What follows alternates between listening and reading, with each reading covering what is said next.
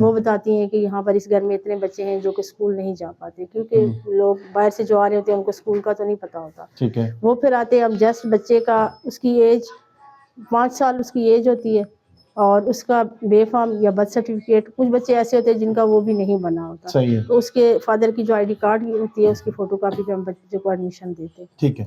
اچھا اب یہ بتائیے گا، ظاہر ہے آپ لوگ ان بچوں کی ہیلپ بھی کر رہے ہیں، ان کو پڑھا بھی رہے ہیں، ان کو یونیفارم دے رہے ہیں، باقی ساری فیسلٹیز دے رہے ہیں، ان کی اگر ہیلپ کرنی ہو تو ہم لوگ کیسے کر سکتے ہیں؟ کیونکہ پاکستان دیکھ رہا ہے آپ کو، پوری دنیا دیکھ رہی ہے اس چینل کے واسطے سے، تو کیسے ان بچوں کی ہیلپ کر سکتے ہیں اور کیسے اس کار خیر میں حصہ لے سکتے ہیں؟